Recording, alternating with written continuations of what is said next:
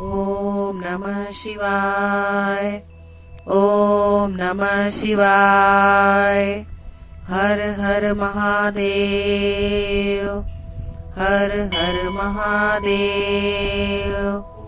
नमस्कार दोस्तों, मैं स्वागत करती हूँ आपके अपने ही चैनल भक्ति संग्रह में। आज मैं आपके लिए लेकर आई हूँ माघ मास के बुध प्रदोष व्रत कथा। अगर आपको इस कथा का पूरा फल प्राप्त करना है तो इस वीडियो के अंत तक बने रहें और पूरी कथा सुनें।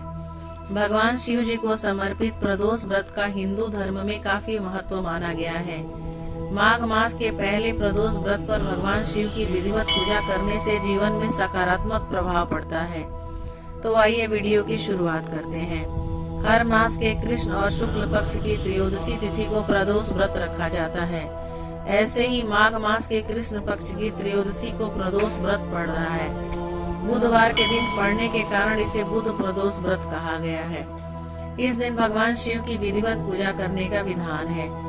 इस दिन पूजा करने के साथ व्रत रखने से व्यक्ति को हर तरह के कष्टों से निजात मिल जाती है। इसके साथ ही मृत्यु के बाद मोक्ष की प्राप्ति होती है।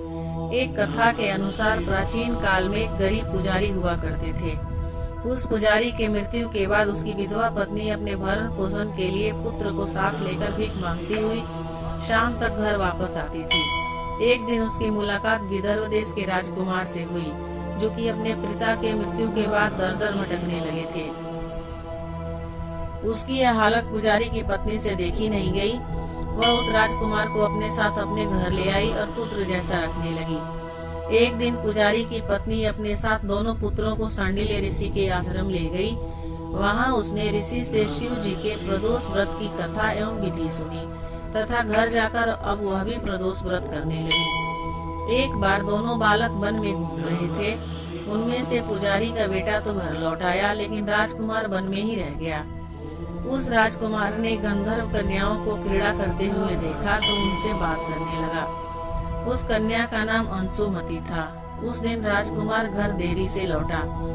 राजकुमार दूसरे दिन फिर से उसी जगह पहुंचा जहां अंशुमति अपने माता पिता के साथ बात कर रही थी। तभी अंशुमति के माता पिता ने उस राजकुमार को पहचान लिया तथा उससे कहा कि आप तो विदर्भ नगर के राजकुमार हो ना, आपका नाम धर्मगुप्त है। अंशुमति के माता पिता को राजकुमार पसंद आया और उन्होंने कहा कि शिव जी की कृपा से हम अपनी पुत्री का विवाह आपसे करना चाहते हैं। क्या आप इस विवाह के लिए तैयार हैं? राजकुमार ने अपनी स्वीकृति दे दी तो उन दोनों का विवाह संपन्न हुआ। बाद में राजकुमार ने गंधर्व की विशाल सेना के साथ विदर्भ पर हमला किया और घमासान युद्ध कर विजय प्राप्त की तथा पत्नी के साथ राज्य करने लगे। वहां उस महल में वह पुजारी की पत्नी और पुत्र को आदर के साथ ले आए तथा साथ रखने लगे। पुजारी की पत्नी तथा पुत्र के सभी दुख व दरिद्रता दूर हो गई और वे सुख से अपना जीवन व्यतीत करने लगे।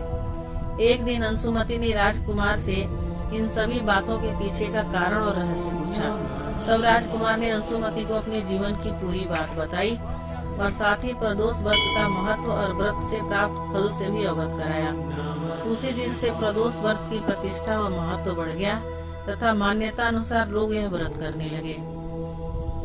कई जगहों पर अपनी श्रद्धा के अनुसार स्त्री पुरुष दोनों ही यह व्रत करते हैं। इस व्रत को करने से मनुष्य के सभी कष्ट और पाप नष्ट हो जाते हैं एवं मनुष्य को अभीष्ट की प्राप्ति होती है। एक और पौराणिक कथा के अनुसार चंद्रदेव का विवाह प्रजापति दक्ष की 27 नक्षत्र कन्याओं के साथ हुआ था। चंद्रदेव बेहद रूपवान थे और उनकी सभी पत्नियों में रोहिणी अत्यंत खूबसूरत थी, इसलिए चंद्रदेव का रोहिणी से विशेष लगाव था। रोहिणी के प्रति चंद्रदेव के प्रेम से उनकी अन्य 26 पत्नियां दुखी हुईं। उन्होंने पिता दक्ष प्रजापति से चंद्रदेव की शिकायत की। बेटियों की शिकायत से दुखी होकर दक्ष ने चंद्रदेव को श्राप दे दिया। इसके चलते चंद्रदेव क्षय रोग से ग्रसित हो गए। धीरे धीरे श्राप के कारण चंद्रदेव की कलाएं क्षीण होने लगी। इससे पृथ्वी पर भी बुरा असर पड़ने लगा। जब चंद्रदेव अंतिम सांसों के करीब पहुँचे तभी नारद मुनि ने उन्हें भगवान शिव की आराधना करने के लिए कहा। इसके बाद चंद्रदेव ने त्रयोदशी के दिन महादेव का व्रत रखकर प्रदोष काल में उनका पूजन किया। व्रत और पूजन से प्रसन्न होकर भगवान शिव ने उन्हें मृत्यु तुल्य कष्ट से मुक्त कर पुनर्जीवन प्रदान किया। चंद्रदेव के शरीर का दोष दूर हो गया। यही कारण है कि इस व्रत को प्रदोष व्रत कहा जाता है। प्रदोष व्रत के दिन भगवान शिव को प्रसन्न करने के लिए पूरे दिन जल ग्रहण नहीं करना चाहिए। व्रत के दिन सुबह तो पूजा की ही जानी चाहिए, लेकिन शाम के वक्त हर हाल में पूजा करना आवश्यक है। प्रदोष व्रत करने और शिव जी की उपासना करने से व्यक्ति के सभी कष्ट, पाप, रोग और दोष दूर होते हैं। भगवान शिव और माता पार्वती की कृपा से संतान, सुख समृद्धि, सफलता और धन्य धान्य आदि की प्राप्ति होती है। प्रदोष व्रत करने से जीवन में खुशहाली आती है।